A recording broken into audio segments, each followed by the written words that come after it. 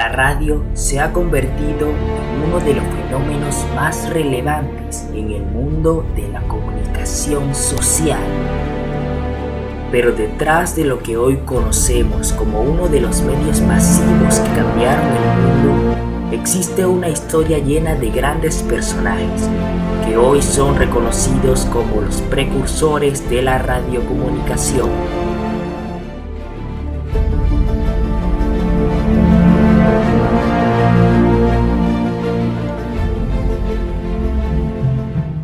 La radio se emite por ondas de energía electromagnética de diferente longitud de onda, que vibran a diferentes velocidades. Estas ondas se miden en frecuencias cortas, medias y largas, y se descomponen en tonos agudos, medios y graves. Luego, el Ministerio de Ciencia y Tecnología es el encargado de repartir las bandas de frecuencia. Estas son como una carretera con distintas pistas, en las que cada emisora emite sin interferir con otras. En términos sencillos, el sonido que recogen los micrófonos se transforma en ondas, que son recogidas y ampliadas por una antena. Estas ondas viajan por el aire y son captadas por otra antena que envía la señal a cada receptor. Este es el aparato de radio que a su vez se encarga en transformarlas en sonido.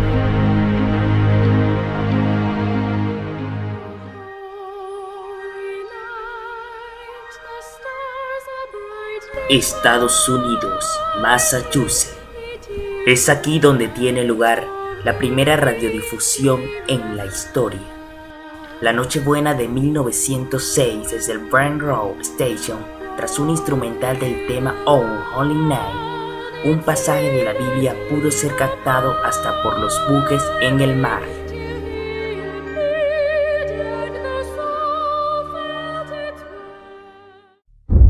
Es difícil atribuir la invención de la radio a una sola persona, ya que en muchas partes del mundo ya se estaba experimentando en este campo. Entre las figuras más notables se encuentran el italiano Guglielmo Marconi y el austriaco Nikola Tesla. Estos dos inventores se confrontaron por un largo periodo de tiempo en la lucha por obtener los derechos de la invención de la radio, ya que mientras Marconi presentó su patente el 10 de noviembre de 1900, Tesla presentó su patente que correspondía a 1897. Año 1900, se inventa la amplitud de modulación, mejor conocida como AM. Esta pudo mejorar la señal de audio, sin embargo, aún presentaba muchas interferencias en la señal. En el año 1906, Alexander Lee de Forest modificó el diodo, el cual era un dispositivo semiconductor de corriente inventado en 1904 por John Fleming. Tras añadirle un tercer electrodo, de Forest logró crear el triodo. Posteriormente, se encontró que el triodo era capaz de ampliar las señales radioeléctricas.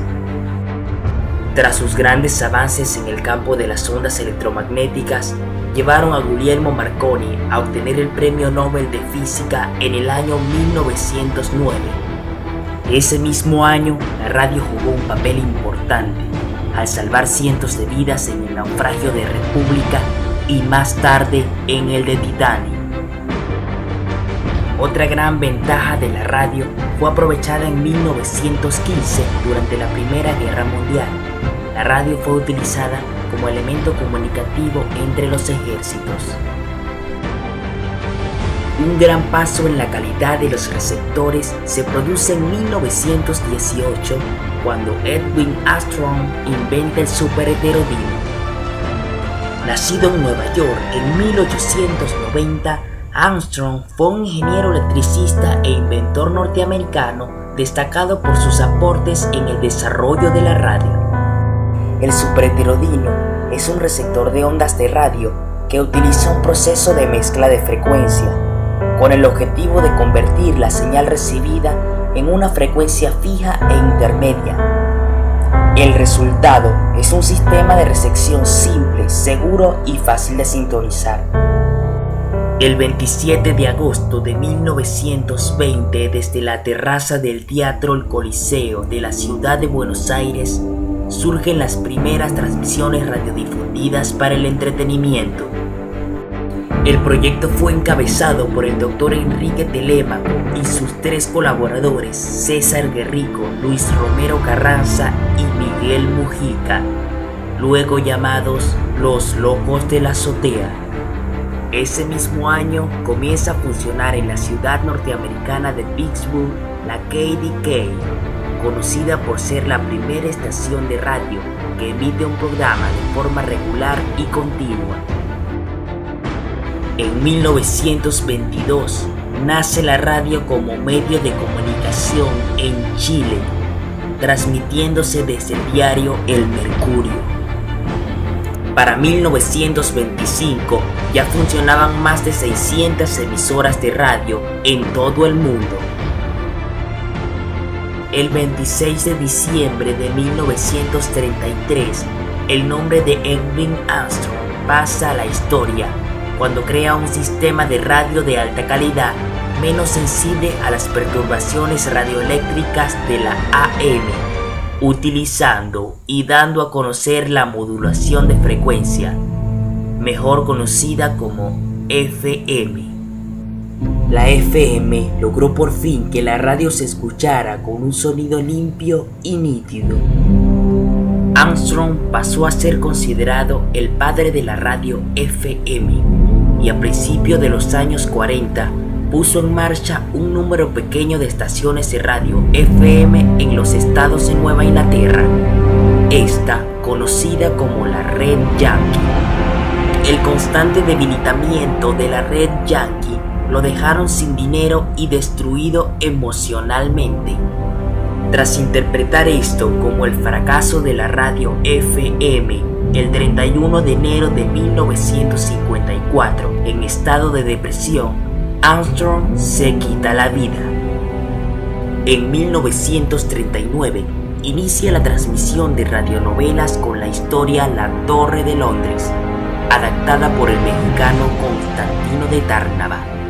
Y en 1971, para celebrar el 50 aniversario de la primera transmisión en vivo, la industria radiofónica y el gobierno del estado rinden un gran homenaje a de Tárnava como pionero de la radio en América Latina. En 1943, la Suprema Corte de los Estados Unidos otorgó los derechos de las patentes a Tesla y no a Marconi por la invención de la radio. En 1957, la firma Regency introduce el primer receptor transistorizado, lo suficientemente pequeño como para ser llevado en un bolsillo y alimentado por una batería. Una vez más, el hombre logró marcar la historia con su intelecto. Para 1960, con más de 12.000 emisoras, la radio se consolidó como el medio de comunicación de masas más importante en el mundo. Sin embargo, con el mundo avanzando cada vez más, los retos que ésta confrontó apenas estaban por comenzar.